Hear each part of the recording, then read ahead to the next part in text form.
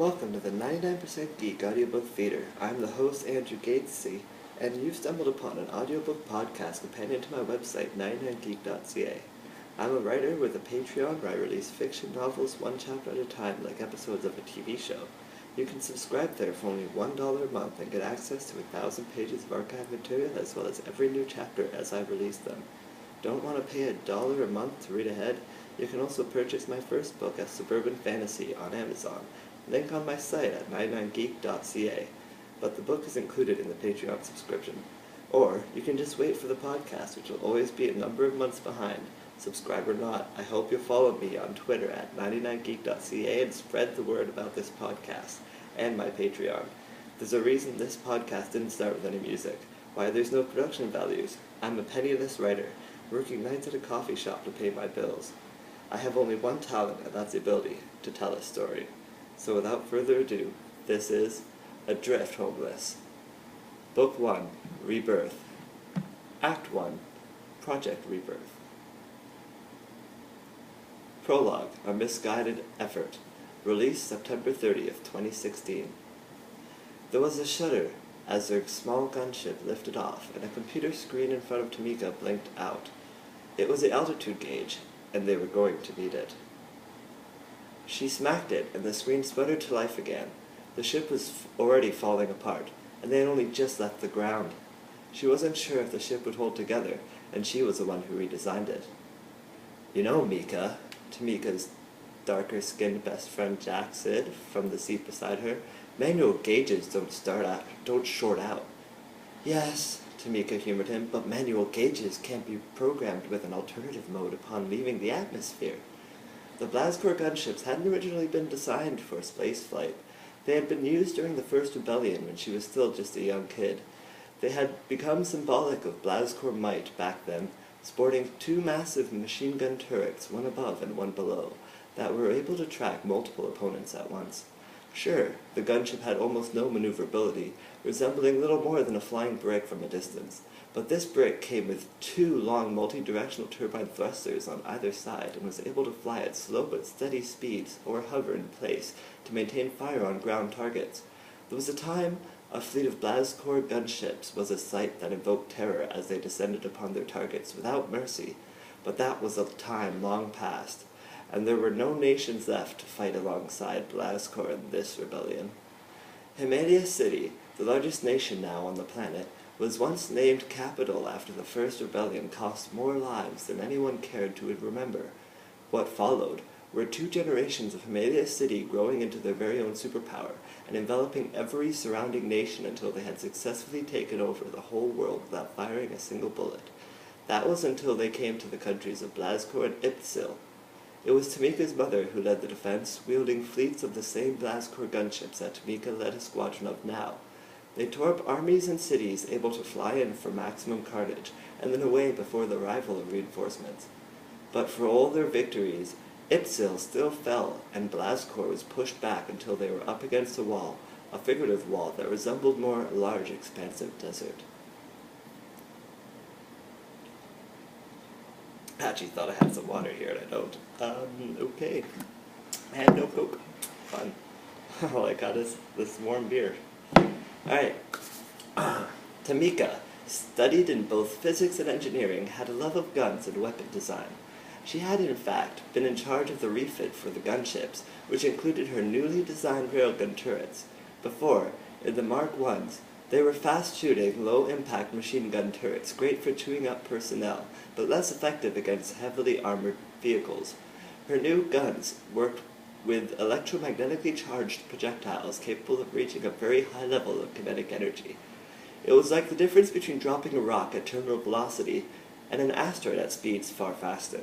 Sure, they fired at a slower rate and had a far slower turning radius, but they would be far more effective where the fleet was headed. Tamika had also thickened the hull armor platings to counteract the vacuum of space, and replaced all the internal equipment with digital readouts and high-powered computer cores. And that was just the tip of the iceberg for what she'd had to accomplish in such a short time with only a crew of 20. Tamika was pretty sure she'd been responsible for an easy 80% of the 12 refitted gunships they were now launching. What else did she expect from being on the losing side of a rebellion? You okay? Jack asked, leaning over to put his hand on hers. She supposed she must have been a little vacant behind the eyes. She squeezed his hand and wondered if her father's skin had been as dark as his. Her mother was light brown, and Tamika landed somewhere in the middle. She'd never known her father, only short descriptions of him that her mother threw out carelessly when she was drunk.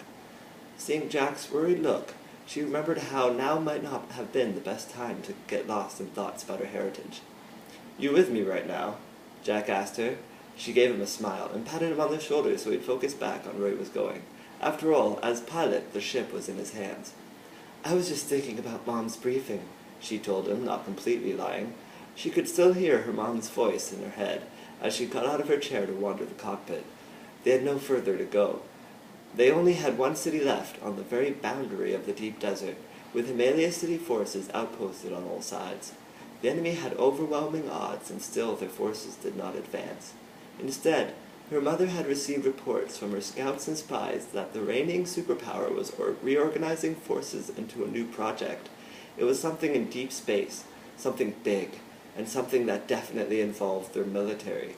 Spaceflight was a popular theory among scientists on Romeria, but no one had ever the funds they needed to actually make any sort of expedition beyond their atmosphere. That didn't mean Tamika didn't have ideas how it could be done, ideas she'd put into practice at her mother's orders. It had been a tall order, but Tamika spent the better part of a month preparing the 12 remaining gunships from a fleet of once hundreds, upgrading their engines and installing life support systems among uncountable improvements. She programmed the very operating systems that controlled each and every subroutine. The fleet of ships were truly all her babies. Excuse me. I just need water so bad. Alright. And one of her babies wasn't flying right. She was watching the small squadron behind their ship on a computer screen from over the shoulder of one of her gunners. The ship seated 4, a pilot, a co-pilot, and 2 gunners behind on either side. The cockpit was rectangular, expanding back quite a ways and leaving a lot of room for weapons, cargo, or troops. Most of that space now was taken up by a large but very necessary fuel tank. The weapons consoles were against opposite sides, and it was over one that she leaned to spot the struggling ship in the woman's display. "The right engine is burning inconsistently," she told the woman in front of her pointlessly. Dinah, Tamika was pretty sure the woman's name was. They'd gone to school together, but Dinah had never really left an impression on Tamika, and based on the woman's current expression, Mika was pretty sure Dinah had no opinion of her either. She left her old classmate's side without a word to grab the radio back at her co-pilot's chair. "Black Flight 7. This is Black Flight Leader," she said into the mic. "You're putting too much coolant into your right engine." "It's a little sluggish," the pilot of Black Flight 7 said back. Tamika couldn't remember the names of everyone in their squadron, though it sounded like 7's pilot was woman. "But the readout shows mixture strength at 14%. "The readout must be off by like 30 degrees, Tamika insisted. "You're going to have to compensate for a faulty readout. I'm sorry." Jack shared another worried look with Tamika. She didn't think she'd ever seen this many worried looks from him before, and they'd known each other since childhood. We're going to even make it into space?" he asked her, understandably. "Absolutely," she lied, not nearly as confident as she was trying to let on. The desert was whooshing past as they continued to accelerate, dirt passing into a blur. They would have to reach escape velocity to leave the atmosphere, and that meant going fast. The hope was to pick up some speed staying low through the deep desert. It was one airspace not under constant surveillance by Himalaya city forces. "A lot of this territory hasn't been seen by human eyes in centuries," Tamika commented to her friend. "Or in other words," Jack said, proceeding to mock Tamika, "oh look, sand." "There really doesn't seem to be a whole lot else here," Tamika agreed with her friend. Jack glanced over his instruments and something caught his eye. "I'm picking up a reading about 10 clicks from here," he said, his hands working furiously across the panel. "Oh, wait, it's just sand."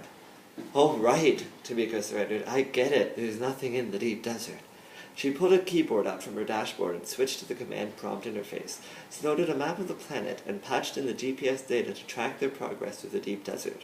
It was hard to type with the ship shuddering from the speed and the hull buffeted by the planet's heavy, dry atmosphere. "At our current rate of acceleration, we're going to run out of desert in about 20 minutes. she warned Jack, pleased at least by the improved acceleration of their engines. She pulled up the diagnostics chart and double-checked that the temperatures were holding at safe levels. The hard part was next. "You ready to do this?" Jack asked, checking the speedometer. Tamika knew why he was so excited. They were pushing the improved engines to max, and hitting almost 1,000 kilometers an hour. It was far faster than usual. Unmodified gunships generally averaged 400 kilometers an hour. 600 was a record, until now. Her ships had to be installed with an improved power source for the guns, and she had the excess energy of the atomic core powering the engines. The fuel tank in the back was actually mostly filled with coolant, keeping the whole thing from blowing up. It was a desperate jury-rigging, but the times were never more desperate. If Himelia City really had a secret weapon in space capable of wiping out an entire city with a push of a button, there was nothing anyone would be able to do to stop them. "Do it." Do it, she told Jack, signaling the OK order to the rest of the squadron. Jack pointed the ship into the sky and began their ascent. The engines were still only powerful enough to get them into low Romeria orbit. After that, the atomic core would also power the plasma thrusters, secondary engines that would replace the primary ones as soon as they hit vacuum. As soon as they hit vacuum. Water. Beer. It's not water. Remember, you have to disengage. Remember, you have to disengage the atmospheric jets before leaving the atmosphere, she warned her friend. She would seal the primary engines not equipped to handle the vacuum, and Jack would then activate the secondary thrusters. They couldn't be turned on until the ship was safely far enough above the planet because the excess plasma ejected by their engines burned so hot it would ignite the soup of invisible gases that made up their atmosphere. But if you waited too long before hitting the thrusters, they'd plummet back to Romeria. Their timing for each move would have to be perfect. Oh, and synchronized with 11 other pilots. Tamika was pressed hard against the back of her seat. As they gained altitude, the force of gravity pulled on each of them in turn. It was enough to push the wind from her lungs, and she grabbed at her armrest. "You okay?" Jack asked her, and she caught him glancing at her out of the corner of his eye while he fought to maintain control. The gunner Dinah called out something from the back. "She can't choke it," Tamika's old classmate said. "She never even completed basic training." Tamika wondered if that was a dig on her post-secondary education. Dinah, like most students in Tamika's class, had gone on to military training after high school. Tamika was the only one who pursued an education in science and engineering at a foreign school. When she finally returned home, everyone was a little different, harder and colder. The only one who had seemed to hold onto any vestige of themselves was Jack. "She'll be fine," Jack said in support of Tamika. She was glad he did, too, as the breath still hadn't quite returned yet. "Mika is the strongest person I know." She could feel the blood rushing from her head and her vision was getting woozy. But still, she reached out with everything she could to read the altitude gauge. We're at 30 kilometers and climbing," she told Jack quietly, only starting to find her voice again with a laborious effort. The ship shuddered from an air current, or any number of possible factors, and Mika held the armrest of her chair tightly. It was certainly exhilarating. And on any given day, Tamika enjoyed a little exhilaration. She could even feel a slight smile form in the corner of her mouth, enjoying the challenge. But Dinah was probably right. She shouldn't have come. She wasn't qualified. She wasn't trained in military operations, and yet, still her mother had put her in charge. It was her first command, and Tamika was honored for it. Her mother had never shown her so much confidence before. But who knew more about gunships now than her? If some system went wrong and malfunctioned, who else would have any hope in fixing it? Only she knew exactly what her ships were capable of. The ship shuddered again, and Tamika's stomach lurched. It occurred to her only now that if anything went wrong on this mission, chances were likely that they would all be dead before she could do much of anything. "This is just like the death spiral," Dinah called out with a holler. "Ha ha ha ha!" Bringing the focus again to Tamika's lack of training. The Death Spiral was an infamous roller coaster run by the Blazkor Military Academy, known for buckling the knees of even the most hardened recruit. Their militia wasn't separated into air, sea, and land. Their soldiers were trained for any circumstance and put through an endless series of drills even after active deployment. 50 kilometers up, she updated her crew. They would have to be close to 200 kilometers above sand level before they could even think of engaging the plasma drive. I should have brought a book. Tamika barely heard Jack mutter, and she laughed. She couldn't possibly imagine reading a book in this kind of turbulence, not even that picture book about the giant red mouse. She reached out her hand and Jack grabbed it, controlling the gunship with only his left. They were really going to do it. They were going to make it into space, stop the construction of an evil super weapon, and save all of man and womankind. Not too bad for a day's work, but Tamika always knew she was meant for greatness. Her mother was the leader of the only remaining rebellious force on Remeria. She had the highest IQ of anyone born in Blazkor in over a generation. They were at 120 kilometers up now. The key would be to try and settle into a low orbit, pick up speed in a slingshot around the planet, and then brake at escape velocity over Himalaya City, past a large space bridge that extended from the planet's capital into the vacuum. She nodded to Jack, and he released her hand to change their angle of ascent. I could try to guesstimate this by sight, he joked with her, but a little of that magic Mika math might help get this right. It was hard for her to think as she was shook like a martini, but she appreciated that Jack was trying to distract her with the task. She did some quick math in her head, and substituting in their practical altitude. Aim for 22 degrees over the horizon. You're the boss, Jack said, following her command. Dinah whispered something to the other gunner that sounded like, God save us. But she ignored the woman best she could. She'd done her homework, and there was no one better qualified than her to make these calls. She couldn't let her old classmate try to drag her down. A second guess could mean life or death. The skies were as clear as could be, but there was rarely a crowd clap. Beer. I wish I was like reverse Jesus. I could just turn alcohol back into water. That would be nice. Not that alcohol necessarily comes from water. I understand where alcohol comes from. Alright, the skies were as clear as could be, but there was rarely a crowd. There was rarely a cloud in the skies of Remeria. It didn't rain all that often.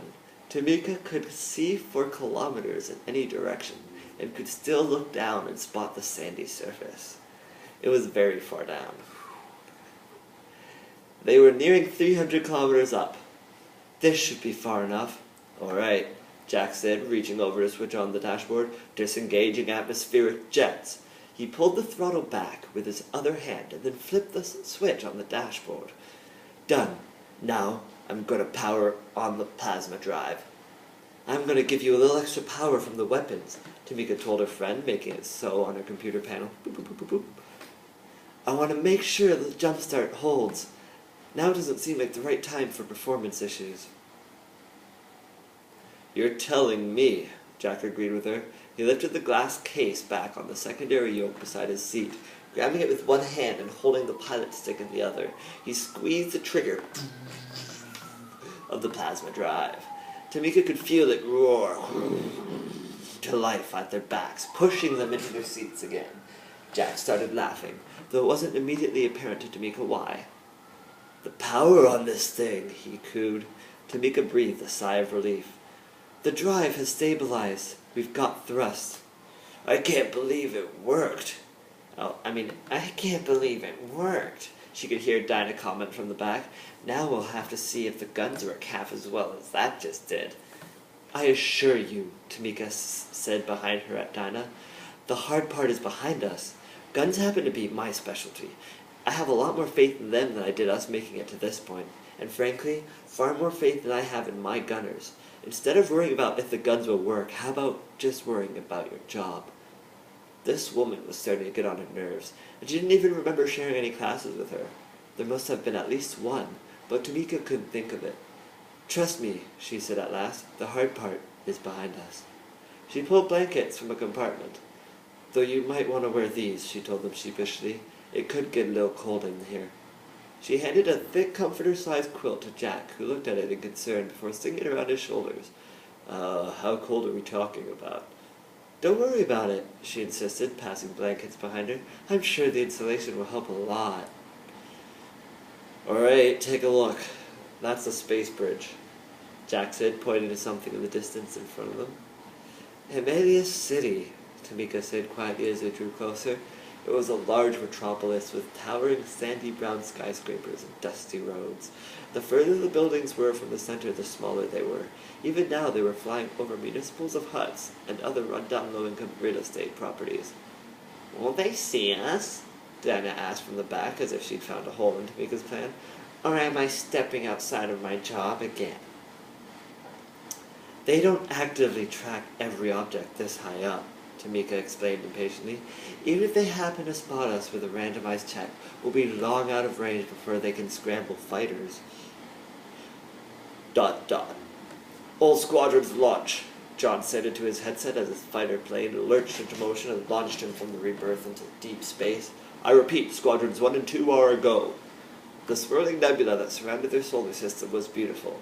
Every time he launched, it was like a shock, a little heart attack that only got ever so slightly easier each time.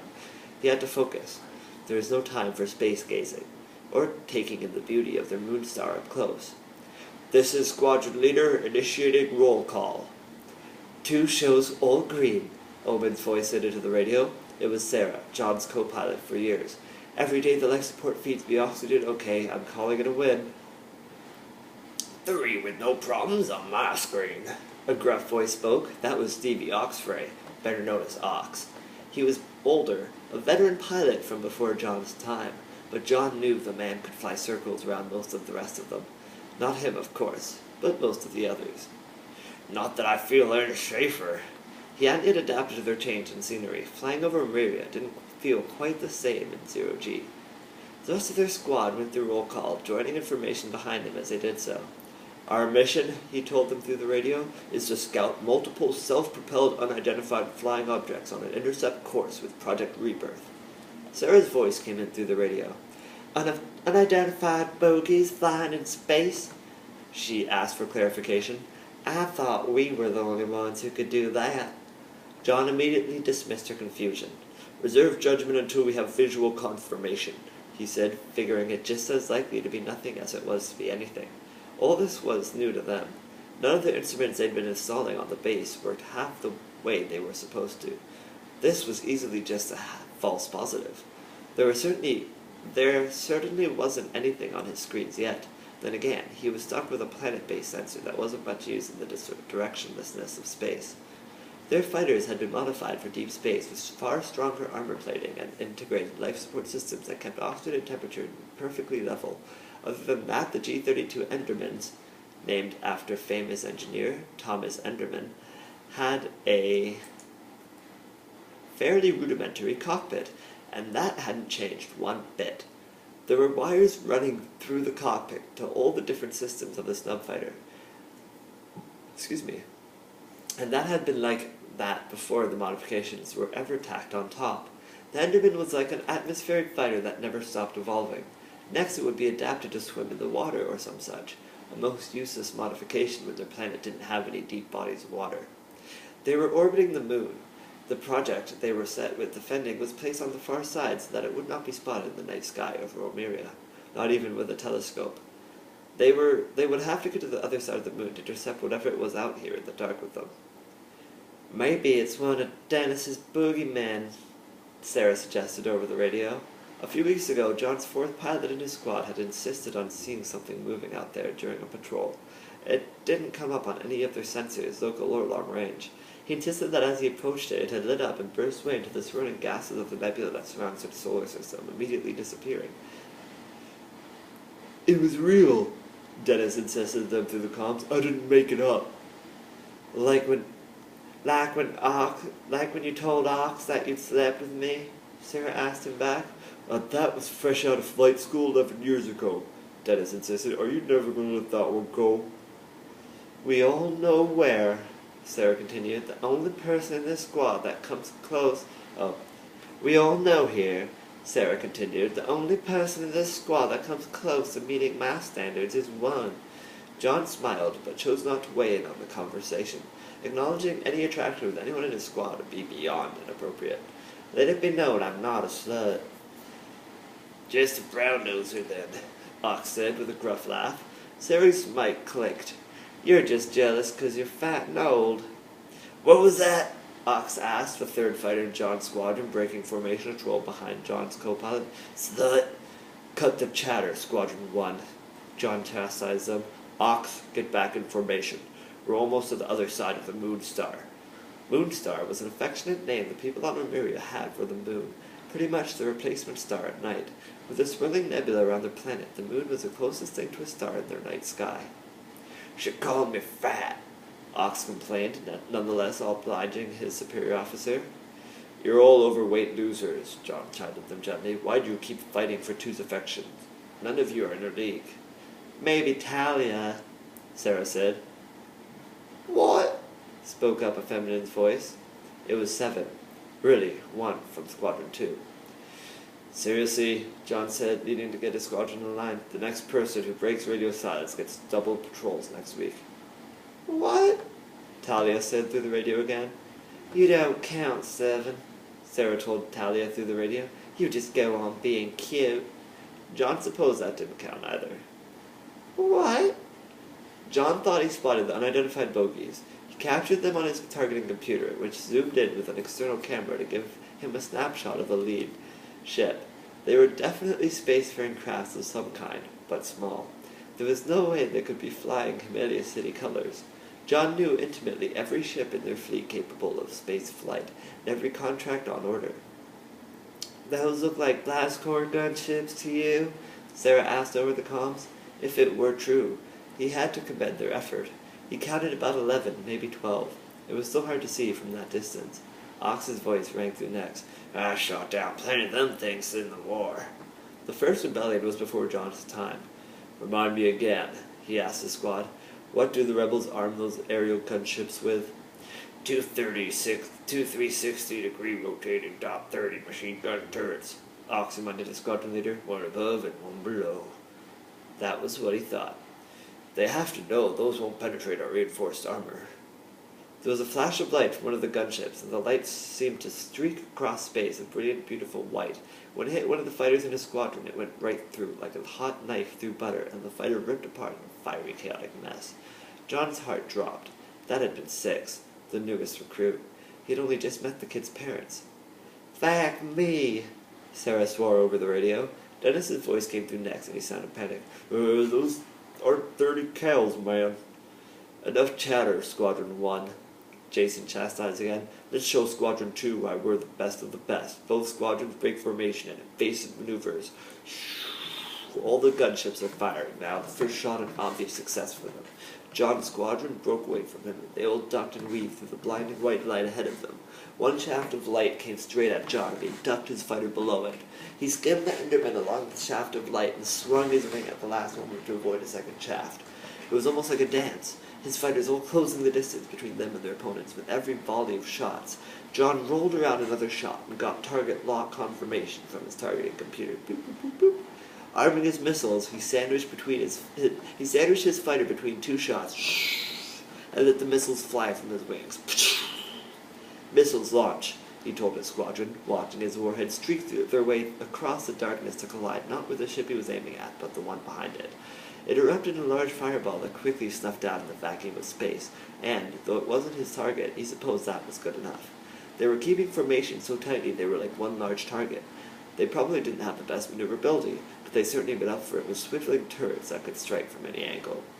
We have to close the distance, John told his squadron, threading like a needle through the web of burning white light and hitting his afterburners. Release payloads, and then activate afterburners. We'll swing past them and fly circles. Their turrets won't be able to keep up. Payloads away. Payloads away. Payloads away. Sarah's voice came through. Damn, those shots are coming in fast. Dot. The Camellia City G-22 Endermans were coming in fast. Tamika didn't know why she had thought they wouldn't have any major defenses. It had been clear they were getting their materials into space through the space elevator. She'd assumed that all they'd have for defense would be stationary turrets. She had planned the attack on the assumption of surprise, and they were equipped to hit hard and fast and disappear before the enemy could counterattack. She'd strengthened the hull for the vacuum of space, but the tension on the metal was unimaginable. She had no way to condition test it in atmosphere, and she had a serious concern that it would buckle quickly under even light machine gun fire. We have to keep them back, she yelled to her gunners, though it was already proving to be difficult. The fighters are almost right on top of them. They shouldn't have gone with such a tight formation. Tactics that worked in atmosphere were different in space. She would have been better off spreading them out, but now it was much too late for that. "These turrets move too slow," Dinah complained. "They keep dodging, like they're flies I can't swan." One of the fighters soared straight over the cockpit. Jack just managed to avoid the fire of another by flying close to that one. Dinah made a noise as she tried to swing her turret around to track the target behind them. Tamika pulled Dinah's view up on her main display. "No!" she yelled to the other woman. "Don't shoot! You'll hit one of ours!" Dinah hesitated but cursed Tamika. "I think I'm a better shot than that," she said, her voice dripping with sarcasm. As they argued, the fighter Dinah was tracking fired shots at the gunship behind them as it passed. The gunship tried to track the fighter and fire, but the fighter nimbly bobbed out of the way, the white streak of light searing through another gunship, and that ship imploded in a flash of fire immediately extinguished. The fighter continued to drift past the first gunship, but turned to fire at its broadside, and the first ship imploded equally spectacularly and horrifically. "Damn it," Tamika said, bringing up the power distribution module on her computer. "I'm cutting weapons from the power grid and distributing everything I can to the engines." She gave Jack a meaningful look. "I'm giving you all the juice I can. Use it." "You're damn right I'm gonna," Jack said, typing into the small keypad near his pilot yoke. Plotting the fastest trajectory around the moon. He squeezed the thruster trigger as tightly as he seemed capable, and their gunship jolted forward. You can't do this," came a complaint from the back. She could hear Dinah undoing her seat straps, and she immediately did the same. They both rose and met in the middle of the cockpit. "You can't leave them to die," Dinah yelled at Tamika, horror painted on her face. It was turning red. "We don't leave our own behind," she insisted, looking down on Tamika. "That's one of the rules you don't get because you're not one of us." Dinah pushed Tamika into the side of the ship just as the entire gunship rocked from the face of fire. "We've got one on us," Jack called behind him. "You girls want to bench this catfight till after we die?" Tamika ignored him. Maybe Dinah's face wasn't red. Maybe it was Tamika just seeing red. "What's another one of these rules?" she asked, grabbing Dinah to stabilize herself as the ship rocked again. "Always complete the mission." She swung Dinah around and smacked her to the side of the gunship. "How can we do that if we're dead?" Dinah jabbed Tamika across the jaw. Boom. "You're insane," she roared at Tamika. "What is one ship going to do against whatever's behind that moon?" Tamika tumbled and grabbed her jaw. "Listen," Dinah said, punching a button on the radio. Screams came through of panic, fear, and death. "Those are our people dying out there. For you. That's our entire fleet." Tamika was still rubbing her jaw and was surprised to find Dinah offering her a hand. She didn't take it. "The mission's changed," she told the woman, giving her a sour look as they got to their feet. They were both panting furiously. "I lost the other fighter, by the way," Jack interrupted them, "if anyone cares." Tamika went to the radio and grabbed the mic. "This is Black Flight Leader to Squadron," she called out to her people. "Any remaining forces retreat. Try to lead their fighters towards Jamiria and away from us." She wanted to say more, but nothing came to mind. "Good luck." "You can't be okay with this," Dinah said to Jack, immediately seeming to remember who she was talking to and turning instead to the other gunner. "Prologue, tell her we have to go back." Tamika followed Dinah's gaze, curious what Prologue thought. He turned his thin bronze face from one woman to the other. "I trust in Suma," he said at last. Suma was her mother, "and I respect the chain of command." He nodded at Tamika, who couldn't help but smile. It was nice at least someone did. "Do what you need to do. You have my support." "And you have my support," Jack offered unnecessarily. Dinah threw her hands into the air and took her seat. Tamika sat down as well, still rubbing her aching jaw. "You said the mission's changed?" Jack asked her once she was again beside him. "We can't hope to carry out a seek and destroy mission on our own," she explained to Jack, working through the problem out loud. "We have to think of what's best for Blastcorps. The most useful thing we can do is to get a look at what they're building and report home to Mom." Tamika could feel the ship weave along with a sudden pull of gravity and was shocked to find that they were speeding at dangerously close proximity to the moon. They had just dodged a rise in the canyon wall. Where in the nebulous hells are we? Tamika yelled in surprise, grabbing to her seat as they dipped under a naturally forming bridge over the canyon.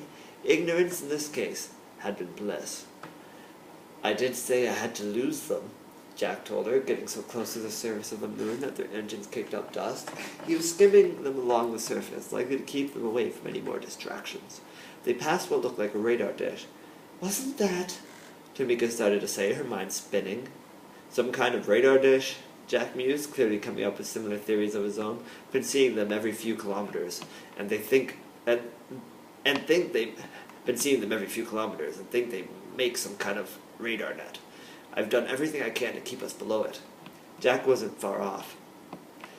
It's not just the moon star, Tamika expanded on his theory. She put up a map and tracked their trajectory, watching the replay of their external cameras to plot each radar tower on the map.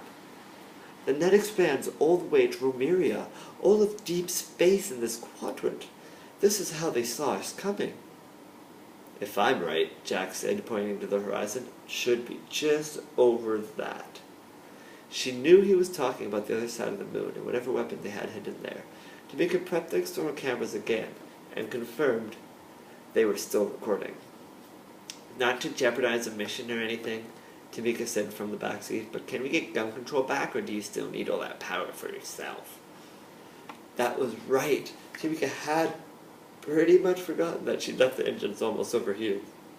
Thankfully, Jack had been going easy on the trigger, and the plasma turbines were already cooling. I'm not returning fire control. No, I am returning fire control, she told the two behind her. Charge the cannons. Just try not to shoot anything until I give the word. That was when she started to see it. It was tall, the top of it just peeking over the horizon as they drew in close. As it grew, it looked like a large black building rising up from the surface of the moon. It kept rising, getting higher and higher. The structure was massive, and then the bottom gave away from the horizon. Tamika realized it must have been quite a little distance away from the moon, being built in the shadow of the moon star, safe from the prying eyes of people on Romeria. I may not be the sciencey smart one here, Jack said, but does that look like a weapon to you, Mika? No, it doesn't, she told him. He was right. It looked like a massive skyscraper in space, rounded in the front with massive engines in the back. From where they were at, the thing looked like it must have been at least a quarter the size of the moon. Tamika zoomed in with the external camera and could make out massive glass panels and rows of machine gun turrets. The massive ship was surrounded by an equally impressive large construction frame. Hundreds of little drones and construction vehicles circled the unimaginable project, and pieces were still being fitted into place as they watched. Can you get us out of here? Tamika asked Jack, suddenly consciously aware of how vulnerable they were, also how small and insignificant, but this wasn't the time for that kind of thought.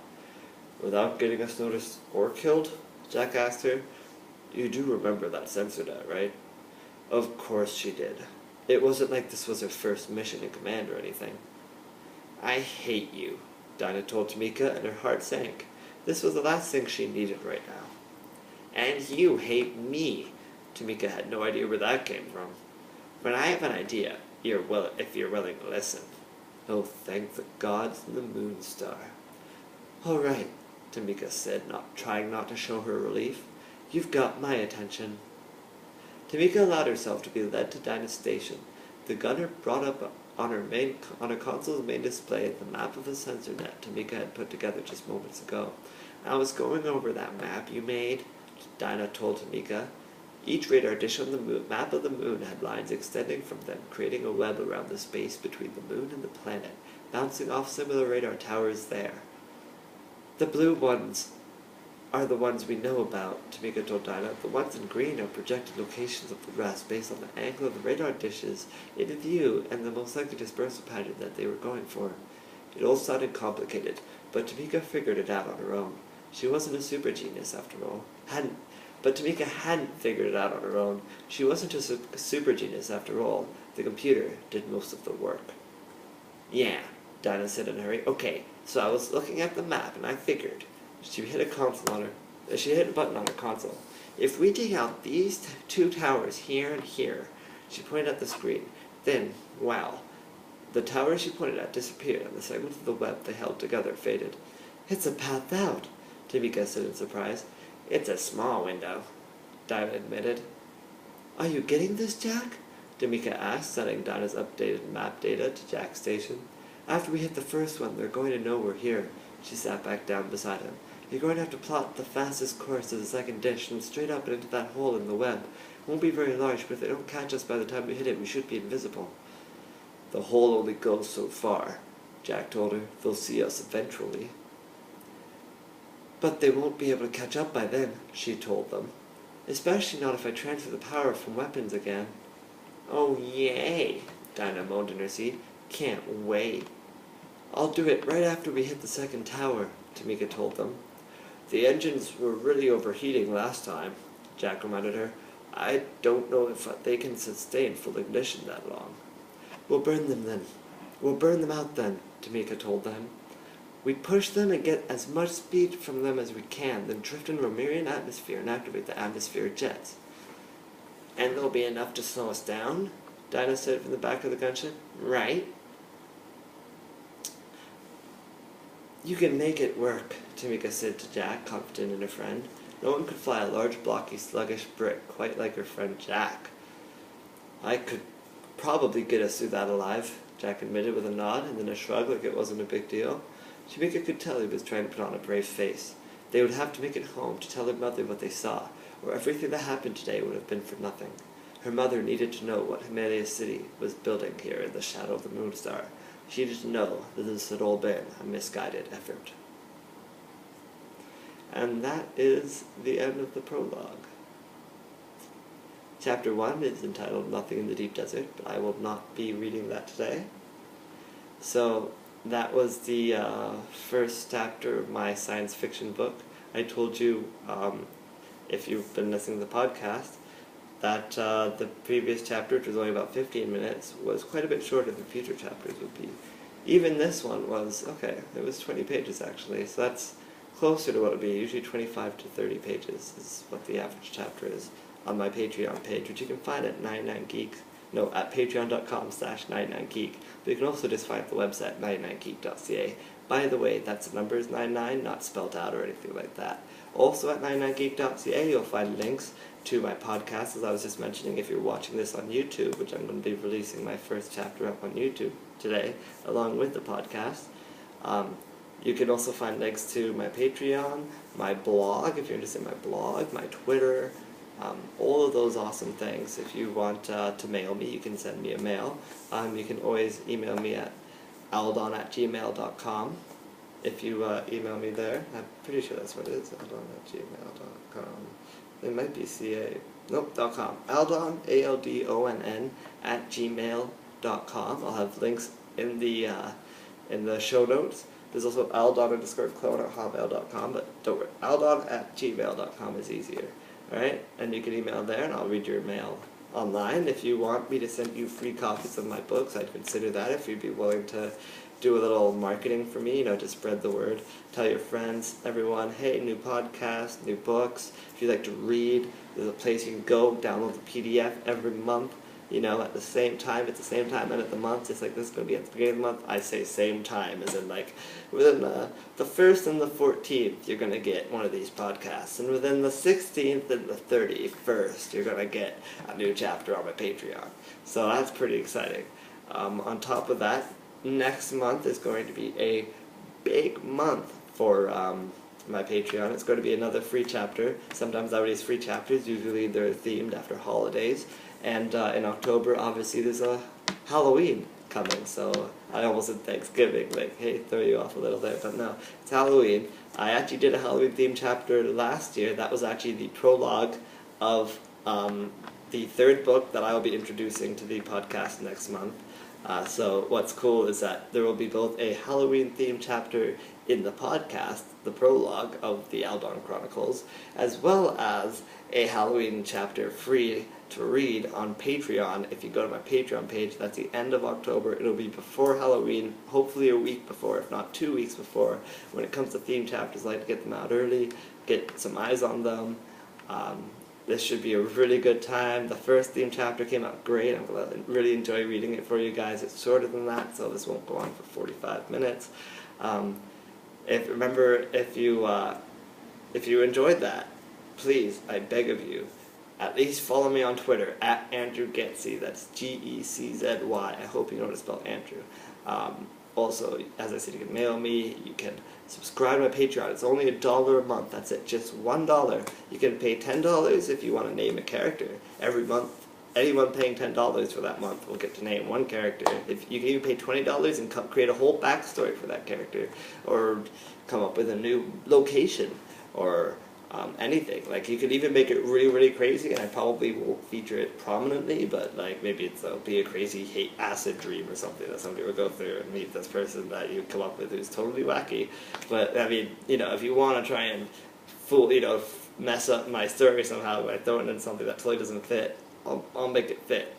So I mean, those are options, but I'm not looking to make money off of people like that. I'm just trying to build an audience. I would love to at least get $1 from people.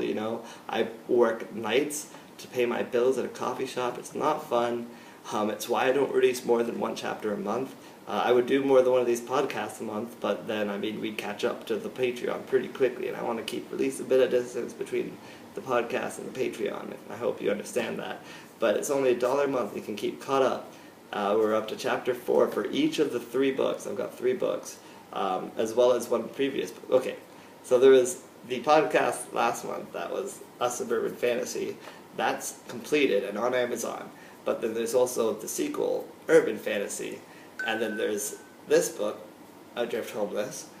And then there's the 3rd book, Outlaw Chronicles. Those 3 books I'm writing currently. Each month I cycle through them.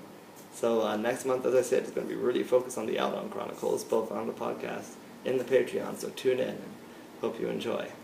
Till October, keep it up. We are the 99 Geek.